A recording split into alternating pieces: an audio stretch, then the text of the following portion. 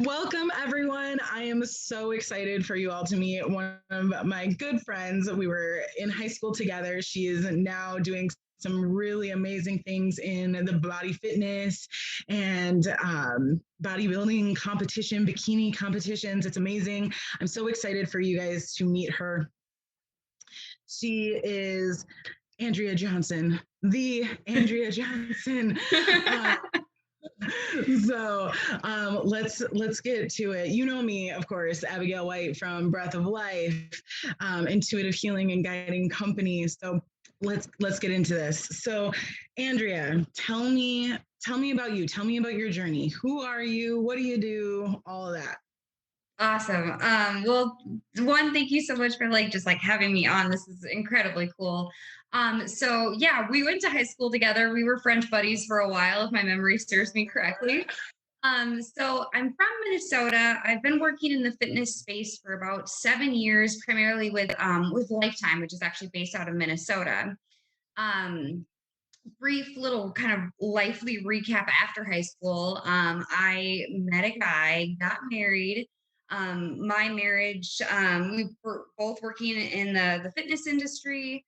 The marriage kind of ended tumultuously and ended up becoming like this incredibly destructive situation. And so while I was working in the fitness space, I actually started taking bodybuilding a lot more seriously. I was working with a coworker who had actually introduced me to the sport. And I was like, you know what? I'm already in this space. Let me kind of just see what I can do with it a little bit more, kind of give my workouts like a little bit of meaning. I'd always been like interested in fitness. And then for me, like it ended up becoming this thing that really had truly saved my life. My marriage became very toxic. It wasn't really good at protecting personal space or anything like that. So my need to kind of take something that was kind of my only me time that I really had was during my break. I would go work out, and that was all the me time I had. Everything else was very controlled. Um, so basically, when I was talking to my friend, she had introduced me. I'm like, this could be my thing. This could maybe, do something for me. So then I started incorporating a little bit more meaning into my workouts. I started doing a lot of research online, like what the sport really entails, like what's necessary, what it takes. And then from there, it came time to, I'm like, okay, I actually have to do something about this. And so I signed up for my first competition in 2019, competed in South Dakota, and it was interesting. It was like so cool. It was like so much more like you think of like bodybuilding as this like grunty bro type of thing. And it really is up until show day. And then it gets to be all about the tan and the makeup and the pageantry of it. And I really just fell in love. So for me, like it ended up being the thing that divided my previous self, which was very toxic, not just my marriage, but also myself personally. And from there, it really kind of blossomed and bloomed. So I came back, I completely shifted my focus. Um, and I started getting really serious about it. I ended up leaving my marriage. Very happy. Like I'm very safe and happy now. And then basically what it did is it forced me to kind of decide how I wanted to show up in the world, how I wanted to make an impact. So for myself, I knew I wasn't fully satisfied with my life until I completely started demonstrating the principles that I told the world I was putting out there. So for me, that meant even though I was working in the health and fitness industry, I was still smoking cigarettes. I was still drinking way too much. And for me, I knew that who I wanted to be was no longer aligning with what I was doing. And for me, I had to completely cut that off and shift. So now I'm out of my marriage. I moved out to Arizona, and then I actually took my love of health and fitness into the next level, became a personal trainer. So now I'm a personal trainer out here in Arizona. And I just finished my second competition last weekend out here in Arizona. I'm getting ready for another one in about a month. And I'm just so grateful every day. Like I've been sober for almost 2 years. I obviously quit smoking, and I'm just so safe and happy. And I feel like I'm actually living the life that I was portraying that I was doing. I'm actually doing what I was demonstrating. So now I'm just so grateful. So you mentioned that you started this because you wanted to give your workouts meaning. Like that was kind of like the beginning of it, and I assume like the meaning helped with kind of the like taking your mind away from everything else that was going on. Can you say more about that meaning? Like what did it start off as, just being like, I want to just get more toned, or more ripped or more stronger, or was it, when you say meaning, like is it like a higher meaning, like more almost spiritual in a way? Yeah, totally.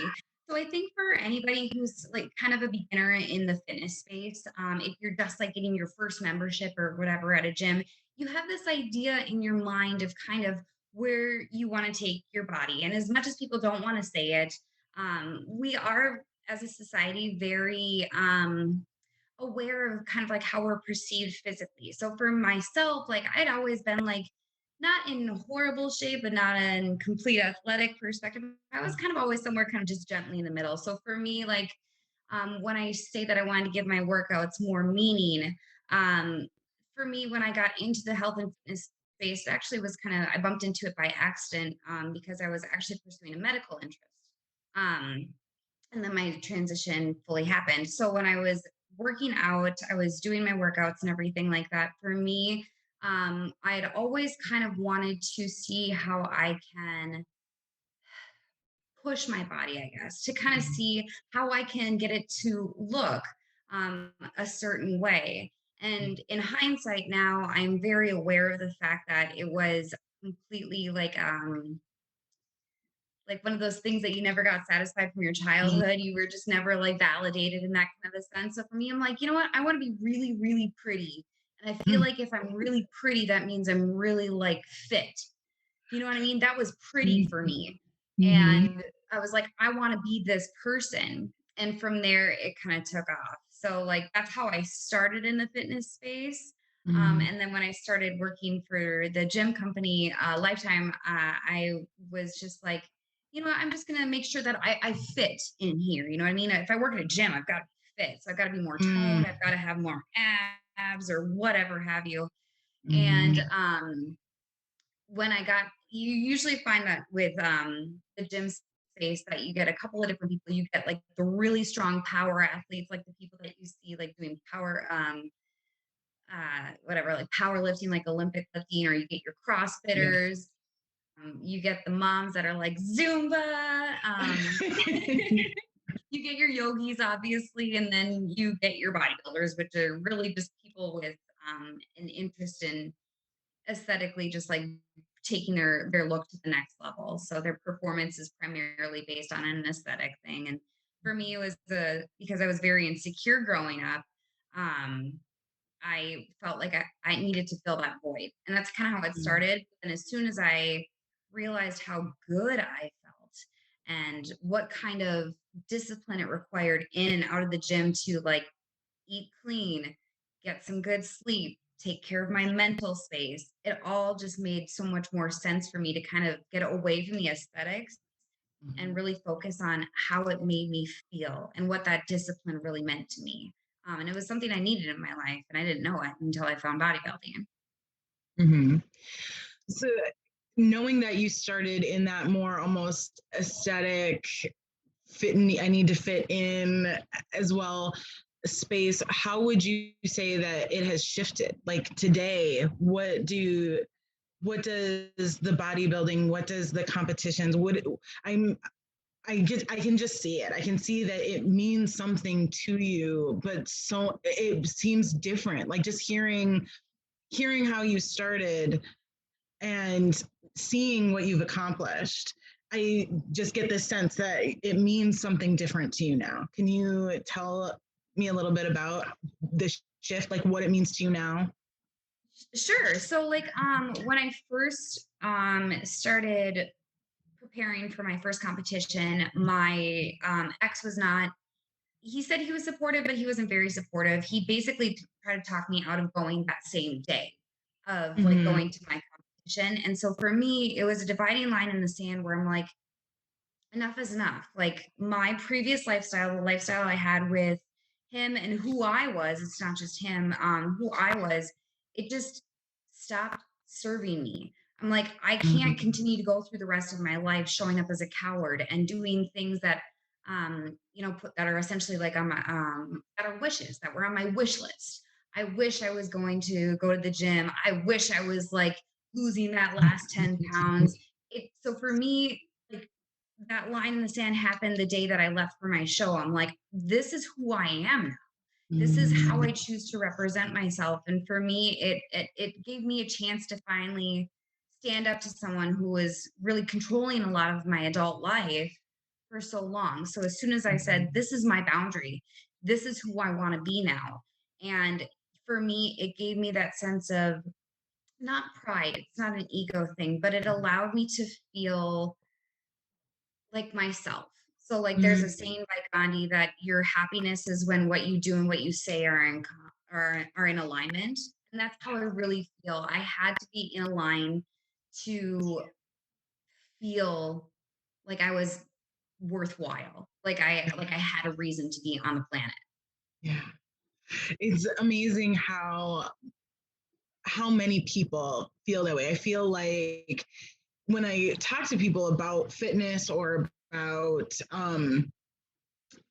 just the discipline, even if they don't want to become super buff, they just, maybe they are that, mom and they just had their baby and they want to lose the baby weight or whatever, how the the discipline and the regimen, the schedule, how people tend to say that same thing, Hmm. that it provided them a sense of self in a way. And I find this concept so fascinating because you see so much people's mind not matching their body, right? Like there's almost like this divide. How do you feel about that, being a trainer and actually training people almost daily, and seeing, I'm sure you see the disconnect in a lot of people. How do you feel about that? Like, what are your thoughts on that? Yeah, no, it's actually funny, like the mom that you say that's trying to lose the baby, that's actually my primary clientele right now. It's a lot of women and men that are really just trying to like take their body to the next spot. And what's so interesting, the more time that I spend on this side of the barbell, I guess, the more time I spend on this side of the barbell, I just see that there's so much more that happens in the gym than just the workouts. It's that time where people can really take an hour to themselves, whether it's on a yoga mat, whether it's on a squat rack, whatever have you, and really just align, because at the end of the day, like you're carrying your body, so how you take care of it, um it speaks volumes of how you're going to take care of the rest of your day. So if you're working your 9 to 5 job and you make the time, you say, this is my hour of alignment, I'm going to go work out, this is when I'm going to get my head right. Or if that sets off like an endorphin spike or something like that, it's that hour where they can completely just focus on just them. It's not their kids needs, it's not their spouse's needs. It's not something that their boss needs. It's just their time for them. And I think taking that time is so important. Like we all have the same 24 hours in a day, but if you at least spend one to make sure that you're getting your mind right and set with what you want to do, that's it. So I think that the more time I spend with my clients, the more time that I'm like, yeah, I can give you a workout. I'm so happy to give you a workout because I know how good it makes me feel. But at the end of the Mhm. time, like a lot of my clients, I'm starting to have those conversations with them and be like, what else is going on? How are you feeling Mm, supported at home? What else can I do? Because I can't be there with my clients the other 23 hours of the day to make sure that they're having those good conversations with themselves and the people in their space. They have to make sure that they're in a spot mentally and emotionally to make sure that they're catapulting their success, whether it be physical or, like a strenuous, like a mild marathon runner activity. They have to make sure that the 23 hours that they spend away from me, I have an hour to make sure that they feel prepared for success in whatever facet that means. Does that in any way make you like completely stressed out. I can absolutely and 100% identify with that very situation on both sides of like Yes. my spectrum of like being a nurse. You know, I don't have, I mean, maybe it's a little bit longer than an hour depending on what they're there for, but like I feel as though so much of what I'm dealing with, you know, if somebody comes in with a sore throat or an earache or something, I'm not really worried about what's going on at home. I want to give you your antibiotics and be done. Right. But somebody comes in with belly pain and like, of course you know, we run all of the labs, we do all the things, right? But then I'm like, but like anxiety and depression can also make your stomach hurt. So let's talk, you know? Right. Um, and then of course, you know, as an intuitive, you know, I'm literally looking at the energetic body and I'm going through all of their chakras and I'm saying, okay, what's off here? Why is it off?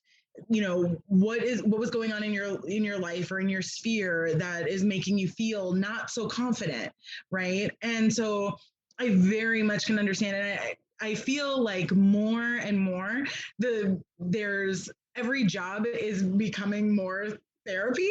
More like, emotional. like Totally. like it doesn't even matter what you do for a career, like you're gonna be a therapist. Totally. I think of hairdressers. They have it probably tenfold. Bartenders too, right? Oh my gosh, bartenders. Like anybody who has to stand there and like you're sitting for any length of time with another person, Right? you're going to start talking about your life. You're going to start talking about your problems. You're going to, you know, and True. all of a sudden you're talking about how you know, feel so unloved in your life. And it's, Right. I feel like it's fair, which actually leads me to my next question for you is, do you ever find that a lot of your clients, their lack of self-love has driven them, or do you feel driven them to come to you and to seek help with, you know, like if I fix this, I'll love myself? Or do you find that it's more like people are just like, no, like I just need to fix this and then they find self-love? I think it's a combination of both. Like I think what happens is when you're at a turning point in your life, I feel like I mean like the wise people oldest time will say that you're either driven completely by the idea of something driving you by pain or by pleasure. So you're either Mm, it's gonna be one of those two things. So you're either like completely like on the far end of the spectrum and be like, my health is garbage, my doctor says I need to lose 20 pounds, like my spouse isn't into me anymore, or it's a perceived thing, but that's a pain response, right? And then the opposite end, there's right. a pleasure. Here's what I'm going to gain out of this. And I think a lot of Mm, people come to the start of their fitness journey, usually out of a place of pain. And that's why mm, there's so much negative association attached to the gym. Be like, my self worth is identified by how garbage I feel and how overweight I am or how my health is failing. And it's never like, this is what it's going to do for me. This is how it's going to benefit me if I take care of myself. So I think that what ends up happening, to answer your question, is that a lot of people will come to the gym and be like very surface, almost afraid to admit that they want to look and feel better. They just mm, they'll put up a wall very quickly and say, I just want to lose like 10 pounds or whatever. But it ends up, I think the benefit of having a trainer is that you can have someone to help you almost understand your why a little deeper. So I feel like I have people that come to me and they're like, I want to lose the baby weight, or I just need to get healthier. And then a lot of the clients that I have, they end up staying because they cherish that, or at least they tell me, who knows, but that they enjoy the relationship that we've grown together because they have a better understanding of why they keep coming back. And that's because they're on a journey. They may not be at their destination yet, but they're a hell of a lot closer than when they started. And that's the push that some people really need, and some people really crave. So I think that does that answer the yeah, question? yeah, Okay. absolutely. And it got me thinking too, you mentioned journey, and I agree. I think that, we have sometimes these stop gaps where we get stuck a little bit, and there are certain things that will push us into momentum again. And I think fitness is absolutely one of those biggest ones for people. But it comes from, I think, well, it doesn't come from, but I think for so many, going back to what you were saying about that start of the journey can more often than not come from pain. Do you think that our society plays a large role in that? Like how we, like you were saying, this society says you should look a certain way, and America is kind of one of the worst places. Um, what can you give me the fitness trainer perspective? Like, do you find that in like your sphere of people in your career that, and even in bodybuilding, do you find that it is that shallow and like, it's still fun anyway? Or are the rest of us who are non-bodybuilders, we're completely wrong? And it's not that at all, it's something completely different. You know, as much as I don't want to say it, you have to understand the reality of it is that as a marketing perspective goes, people are marketed based off of that pain response. It's not usually as much that pleasure response. So as much as like even you think about like the toothpaste that they really market to us these days or whatever, That's true. we're not gonna go and buy this toothpaste and we're gonna go buy this toothpaste because in the commercial the guy gets the girl because he's got a great smile and that toothpaste is what's gonna get us there. So I think the thing is that society will sell us the idea of Mm, something, and that's kind of what propels us. It's not mm, as much, again, if you think about the rewards that you get outside of just a different body, you mm, don't think about the things that, like, I can play with my kids in the park a little bit longer, or I can pick stuff up and put it away without hurting my back.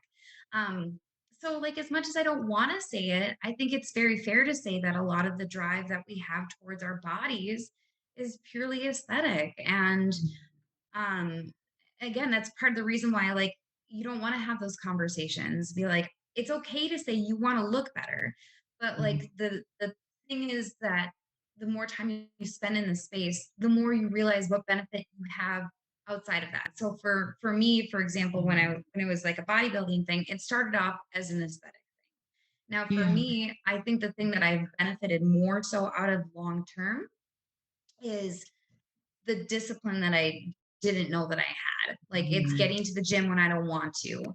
It's cooking mm, the extra meals and bringing food with me versus getting a to-go meal. It's the things that come outside of the gym that are the benefit. But I think as the initial startup it happens, it's probably I see it a lot where it's people that are like, I want to get toned and I want to lose the weight and I'm feeling really insecure. So a lot of people come to me like this, and they're really sheepish. Like I've let myself go since a kid. And it's okay. yeah. I just hope people know that when they go to a fitness professional and they want to have something done to their life, we're never in a place of judging because most of us get started in this profession because we were there too, myself included. So I find that really fascinating too. That like, because I mean, even going just to the gym, and I'm like, I'm nowhere near where I feel like I should be, and I recognize that, right? Of like that's like this societal trigger of like why it's. I think there's a difference between living healthy and being healthy, right? And then um being like I have to be this way. yes, But you go into the gym and you see people who are like that, and you see them feeling as if they're being judged, and I always find that so sad. I'm like, who in here, even among the bodybuilders and the super fit, like what makes you think that they're not feeling just as judged? they and totally and are. They like totally I are. and I it and just now as I'm saying it, like you guys as bodybuilders legitimately put yourselves in positions where you are being judged Yes. on how you look. You choose Totally. that. Why do you guys choose that? And it's a sick thing. I will be honest, it's sick, but I think honestly at the end of the day, like there's something really satisfying about like you get like gross at 5 a.m. in the morning and you skip the makeup all for that one day where you get to put on your evening gown and then you get to parade. It's just a different level of what you're wearing. But it is interesting that we use It's just a that. fascinating world. Yeah, and it's weird and people won't say this as much, but people in the bodybuilding space, we suffer with body dysmorphia just as much as the people that are wildly underweight trying to gain weight or people that are overweight trying to lose weight. We all Mm. like it's nobody's not safe from that. We all kind of suffer from kind of some dysmorphia, some kind of uncertainty with how we are. And that's okay. I think the biggest thing is that people need to understand that we all have our struggles, and no matter what form or fashion it comes in, that you're not alone because everyone's going through some kind of struggle that you know nothing about. Right. Right. And I think it puts even more emphasis on what you were saying about your workouts and things have to have meaning outside of that like aesthetic space, even if it's something as simple as I just feel better, right? Yeah. Because it will make that feeling of judgment or that body dysmorphia just kind of go on like a spin where you see people just then overdoing it, um, and not being healthy about it. And I think that that's one of the things that I've so appreciated. Sorry, my family is leaving the house.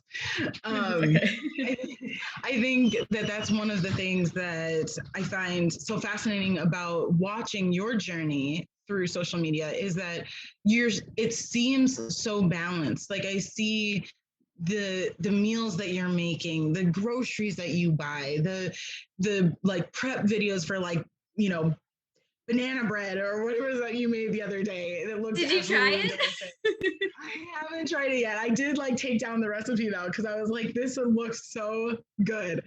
It doesn't Um, look that pretty, but it tastes really good. it's this chocolate banana bread, y'all. It looks amazing, and so go onto her Instagram, you'll find it. Um, but then you also see the other side of it. You see the workouts, the competition, the work that has to go in to doing it, and it's twofold. It can't just be one, and um, it really comes down to what standard do you set for yourself. Would you agree?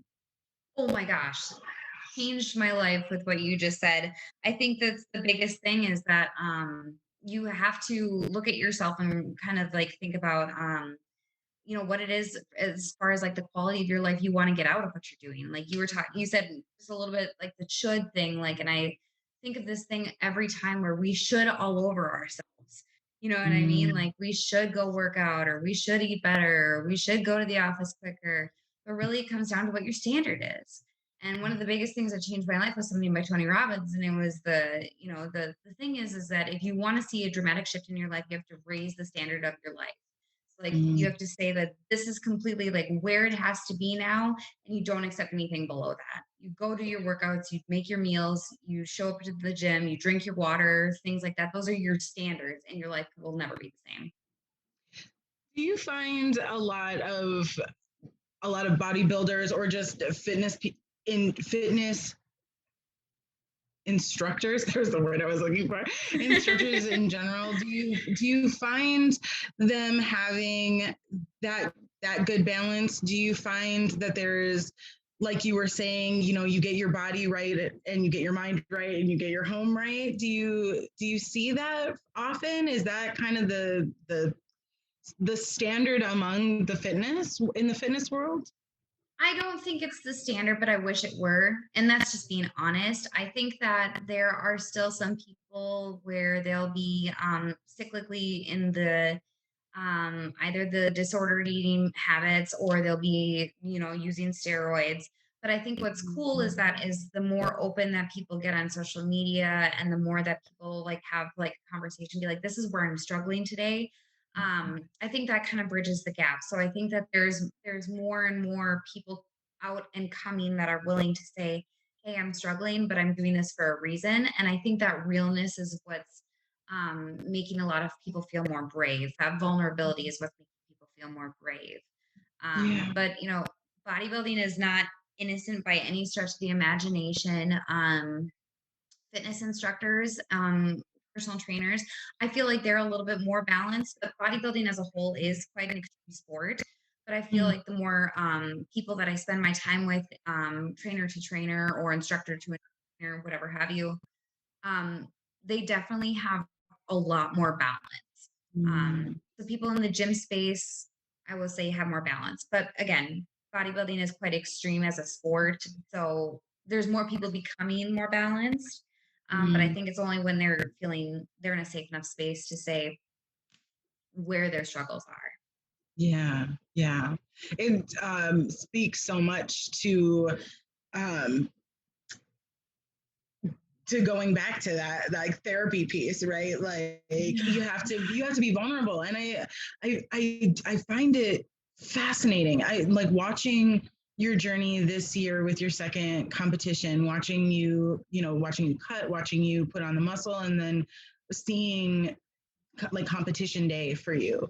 Um, that it's it seems equal parts like vulnerability and um I don't know if ego is the right word or like pride. I'm just in general like this is what I did, but it's you can't have one without the other in that space. It feels like you're literally putting yourself up for judgment. You're putting yourself literally you walk onto these stages almost naked because you want everything to be shown like this definition that you work so hard to build. um but you're so proud of what you accomplished or you worked so hard to get there, and it's in my mind I'm like these people are like mental athletes, not just physical ones. Like when you talk about how extreme of a sport it is, like I completely understand that. It's too, you're like you go from one polar extreme to the other and you have to. It's amazing. It is quite a trippy experience for sure. I mean, the amount of meticulous monitoring that has to really go into stepping onto a stage, yeah, practically naked is like this whole thing. But I think for me, like how I want to be known, if I were to have like a known thing in the bodybuilding space, it's that I kept it real. I'm starting to get more and more open about sharing my journey and stuff like that. But like I think like for me, because I came from such a toxic, addictive place, Mm, especially with my drinking, which is why I quit drinking. Like, I think for me, like I've learned that there is no power in helping people if you can't share how you've been there before. You have to let people know that everybody struggles and no one's perfect, and that's okay. And so I want to kind of be known as the person who kind of keeps it real. Like I didn't win at my competition this time, and that's okay because I'm a hell of a lot farther from when I first started. And I have to respect that. So for me, like I've had to take the years to mature both like my muscle and my mind to make sure that I have some more tenacity and grit about me to make sure that I can keep it healthy and not get into this horribly one-sided body dysmorphic steroid using side of it because that's not where I want to take my fitness. yeah. For me, I have to be willing to take care and nurture my own garden if I want to help others nurture Yeah. theirs. Do you feel like, do you have a sense of spirituality or faith that like helps you along in that journey and helps keep you centered and balanced and on that, that path that is the most true for you? It's so funny. I was talking to my person about this morning. I don't have a specific religion, I guess, that I would align with. I think my faith is truthfully just showing up and being a decent human being. I think that's really all I can really say. Like, I believe that like something that's driving me even to stay sober is like just having faith that you're not where you used to be and tomorrow is never granted. So like you just have to stay for me in I have to stay in a spot of gratitude every day. I wake up every day and I can't believe that this is what my life looks like. Like I'm not super wealthy. Like I again, like I'm not where I want to be, but I'm a hell of a lot farther than where I was. And for that, like I have so much gratitude. So I have gratitude and I have to just be a decent human being, hold the door open for someone, tell someone have a nice day. I like your shoes. Like it's just about being a good person. I think that truthfully is like the way to find peace, to find solace, to find something higher than yourself. Like that, it doesn't have to be source or the creator or the universe. It can simply be the today I want to reach my highest self. And my highest self is that person that gets up, goes to the gym, eats well, eats clean, drinks water. I think if more of us did that, if more of us had that, we would be on a much better path in this world. Well, I mean, it's like what is like the saying that if you want to something about watering your own side of the street. I can't remember what it is. Oh yeah, yeah, yeah, I can't remember what it is. yeah. Grass isn't Somebody, greener on somebody the will other put it side, in it's where you water it. yeah. Something like that. Something Well, like and that. I think too when I think of we envy what we don't have, right, or we are jealous of what we don't have, and like we covet that. So to stick with the whole lawn analogy, like we see somebody who's got a really green lawn, but we don't do we actually have the discipline to like get up and like water it every day? Yeah, And exactly. I'm sure that you see that too, like as a not only as a competitor, but also just training people of like people coming in saying, "Well, I'm jealous of you for how you look," but you're like, "But do you have the discipline to do what I do?" Like this takes work. It's a lot of work. It's a lot of time in the grocery store and at the kitchen. I joke, but like I think honestly, like I'm like, okay, we have two rooms in your house now. You have your bedroom where you sleep and you have your kitchen. Like that's your only two spots that you hang out. You don't get to sit at the bar and like and enjoy things 6 nights a week or whatever. Like it's do you yeah, the grass find where you water it. do you find it stifling sometimes the regimentation, the strictness of this lifestyle?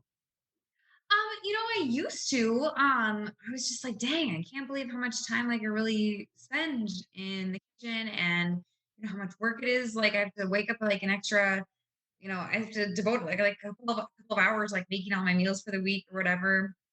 And I used to be kind of resentful of that. And I think there was a moment where I had to be like, nobody's telling me I have to do this. I get to do this. Like this is a gift.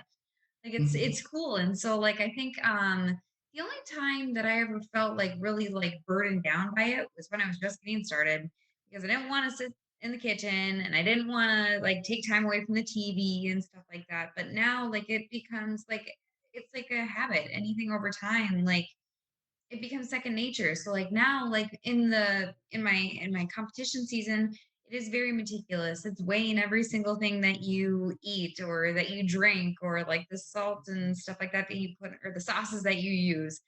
It is very meticulous, but I signed up for it and I'm grateful for it. But that does also mean then too that when I'm in my off season, when I'm not dieting or anything like that, that means that because of the things that I've learned and how disciplined I've had to be for months on end, it now means that when I go on vacation or I go out to eat, I have a pretty good idea of how much I'm consuming and it still stays in line with my goals. So, like, it's taught me a lot. And I think the only time that I can really be better about it is if I'm putting myself in situations that don't agree with my lifestyle.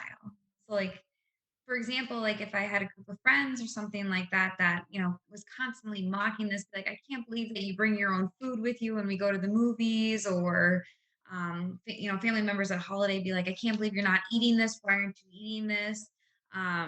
It's just, I think it's more helpful to stick with something once you have an established habit. And then two, when you surround the people, um, that will support you. They don't have to do it, but they at least support you. Yeah. You know what I mean? Yeah, do you feel like you have got that strong, solid base now? Do you feel like I'm sure that in the gym space or your workspace that you're nothing but supported. But Oh, they still give me crap. They still give me crap. We're trainers. We like to eat. So like if someone brings in like a box of donuts or something like that, they'll like laugh in the meeting and be like, haha, you can't fit that into your macros, can you? And it is what it is. Again, I'm not doing their CrossFit games. They're not stepping on stage almost naked. Like, we find balance. Be like, fine, at least I'll be over here with a six pack. Like, so that's really fun. In my personal life, I feel like my previous living situation was not supportive of it, so that made it very difficult. When I left my ex, I was living briefly with my parents, who over time have learned to understand my hobby. And then I was living alone during all of quarantine. Like I was by myself the whole time, and it was great. And it really like affirmed that time for me to be like, this is who I am. And it let me feel confident about it. So then that way, when it was time for me to like get back on the dating scene or whatever, be like, just so you know, like I don't have kids or a puppy right now, but like this is my issue thing. Like I come with meal prep. Like, so like I think it Just the way definitely to go helps. about Like it. yeah, it definitely helps just like being outright and having conversation and be like, this is who I am, this is what I stand for, and this is the standard I've set for myself. Everybody else, at the end of the day, you only get a chance to live with yourself. Everybody else is just a privilege to have in your life. It's a gift to have other people that you care about in your life. But you get to pick who they are, remember, when we're grown-ups, and that's what's cool.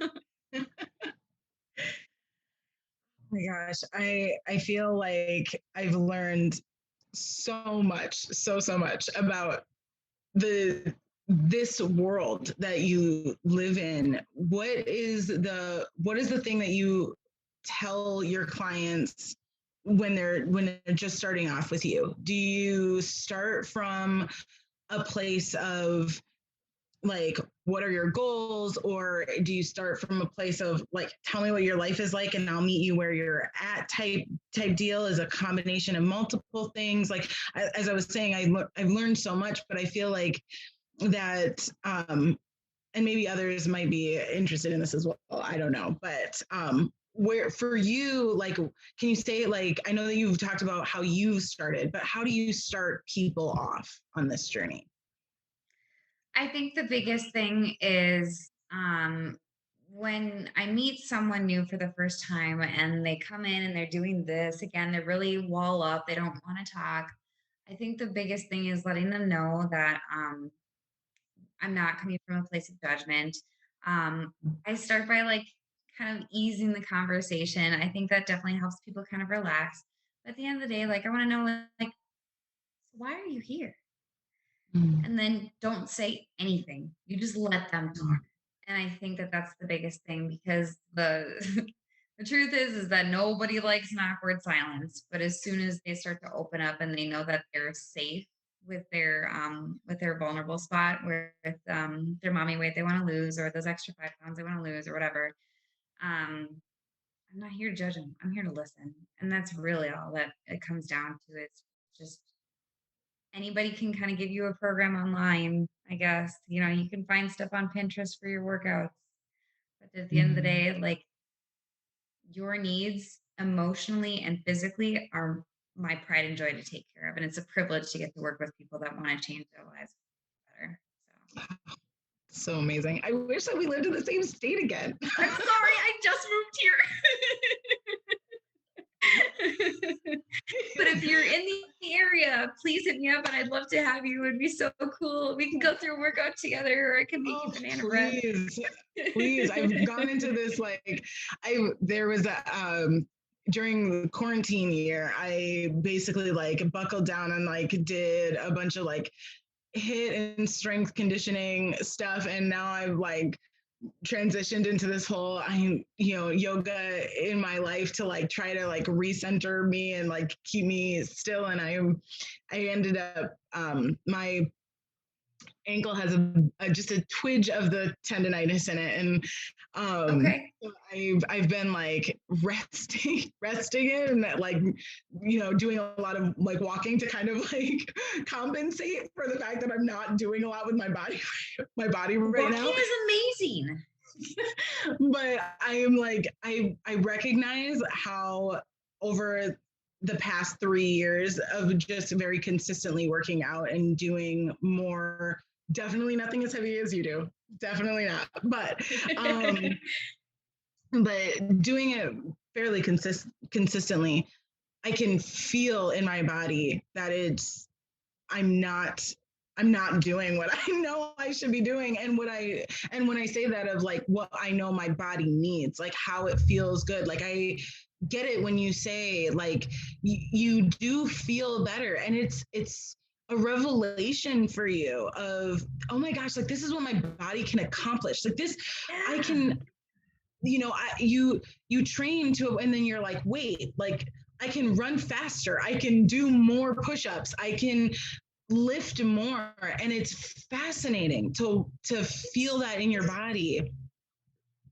It really sounds like a radiating, like if you're about the energy, it sounds like this, like, holy cow, I can do anything. And it's so Yes, powerful. It's so yes, powerful. I it's love that. amazing what our bodies can do. And I think that's something else that's very beautiful about the competitions that you get to partake in, is because you see that, you see, you have one or day or 2 days where you're watching all of these people, and you're literally seeing this is what can be accomplished. Because Yeah. I think there is this idea of like, and I don't know how you feel about it, so I would love to know your take on it, of like, we're trying to get away from stereotypes and stigmas in this country, right? We're seeing such a Right. push of like, loving your body as it is, right? And like, Oh yeah. not everything has to be the same. And I completely agree with that. But I also think that on some level, trying to like get to that place of like love and acceptance, right? There's a line that we say of like, not everybody can be the like same body. And I get that. But I literally saw a picture of you on competition day on stage, and looked at every single woman on that stage going, they're not the same, not by any means, but they all achieved a level of, I wouldn't call it perfection necessarily. Perfection's in the eye of the beholder, but they reached a level of fitness that shows like, looking at each of them going, I can tell the differences, right? Like I Yeah. can, but all of you reached a level of fitness being as different as you are. And so what are your thoughts? Do you agree with that? Like, not everybody can get to that level, or do you feel like, no, that's wrong and we can all get there, it just depends on your discipline? It's got to be a combination of both. Like, I think at the end of the day, there's a lot of things that are going to go into a factor that we don't really naturally think about. Like your genetics are going to make a huge component, especially as women, of like how our abs look or whatever, like how toned we get or whatever. But at the end of the day, like it is still, we are just all walking science experiments, aren't we? Like we're just like this chemical, human, breathing, photosynthesizing element. And we can all get further than we anticipate if we just stay with it long enough. So, like, if you've got an aggressive fitness goal, anything's possible because we are all genetically made up mostly the same way, where we've got our heart, we've got our lungs, we've got like all of our different like organs that kind of all do the same thing. It really just depends on why you want to get there. Mm, And not every journey, I think the biggest differentiator is that not everybody's journey is going to look the same. mm, Sally on stage might have a different amount of cardio that she has to do than I do, or Billy might have to like lift a different style of weight training than Tim does, or whatever. How we get there is going to be very different because we work differently, but we're all the same inside. So I think it depends. I think the biggest differentiator is your pull there, your pull to your Mm, destination has to be strong, and you can get anywhere you want. I mm, feel like for me, like when I was just getting kind of started in this space, for me, losing like the almost 50 pounds that I've lost from where I started to where I am now, like mentally, it was so much different than someone who let's say has to lose 100 pounds. mm. Your why has to get you there, and your why will take you so much farther than any other push. Motivation is never gonna last. What's gotta get you there is gonna be that power to pull you. So It's amazing how, like, as you've been speaking, I just keep thinking, like, oh my gosh, this is like life. Like, bodybuilding is like literally life. Like, it's your you body. know, so literally your life, and like, just because of, as you were saying, it's the journey and it's the why and it's your goals, and you can't get through just like life like without any of those things. and Right. and ultimately it's all in the service of reaching your higher self of and Yeah, whatever that looks like, right? So truly. it's so fascinating to me. Well, you think about it But too, even if you think about like your relationships, why you want to have a good relationship with your partner, why you want to have a good relationship with your kids, because those are fundamentally important to you. If you think about your business, you've got to take your business to the next level. Especially you as an entrepreneur and as a business owner, you think about why you want to help people, why you want to help align people's spirits, because you know what it can do for you. That why it just carries you through everything. And for me, my niche has been with the fitness industry, and mhm. I'm happy to help people get there however they want. And my why is so much more than just me now. It's not just me being insecure. It's I want to share this, just like how you want to share your alignment. That's so beautiful.